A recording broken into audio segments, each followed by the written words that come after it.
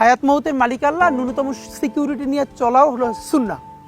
কিন্তু আমাদের লড়াইটা হলো, আমার মা স্বাভাবিকভাবেই কান্নাকাটি করেন, আমার পরিবার সবাই। তো আমি আমার মাকে বলেছি যে দেখো, মানে আমরা যে লড়াই নেমেছি, আমার একটা মনে হয় কি, কোনো রাজনীতিবিদের না বাসায় মৃত্যুটা হইতে পারে না, এটা কোনো ভালো মৃত্যু না।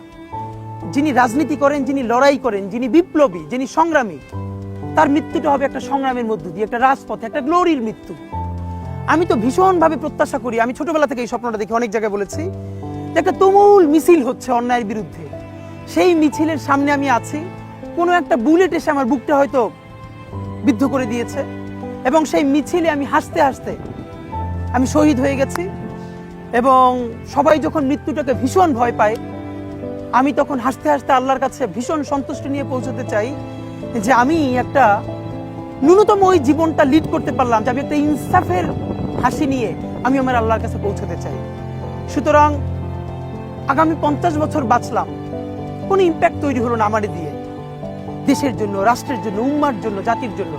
কিন্তু আমি ধরেন 5 বছর বাঁচলাম, সেটার মধ্য দিয়ে যদি আগামী 50 বছরের ইম্প্যাক্ট তৈরি হয়, তাহলে অনেকদিন বেঁচে থাকায় কি সাফল্যের? বলেন, শহীদ প্রেসিডেন্ট জিয়াউর রহমান কয়টা দিন বেঁচেছেন, কিন্তু ভাবেন আজকে পর্যন্ত উনি আমার অনুপ্রেরণা। হাঁটতে হাঁটতে আমার পা ফুলে যায়, আমি, আমার টিম, সেদিনকে ব্যাগের মধ্যে জুতো নিয়ে তারপরে একটা শপিং মলে ঘুরছিলাম, মানে পা ফুলে গেছে, পা জুতোয় ঢুকাতে পারছিলাম না। তো জিয়াউর রহমানের একটা ওনার গল্প মনে পড়ছিল, যিনি মাইলকে মাইল যখন হাঁটতেন, ওনার সাথে স্টাফদের পা ফুলে যেত, কিন্তু ওনার তো আর্মি ট্রেনিং আছে। তখন তাকে বলতো, স্যার আপনার তো আর্মি ট্রেনিং, আমরা তো আর পারি না।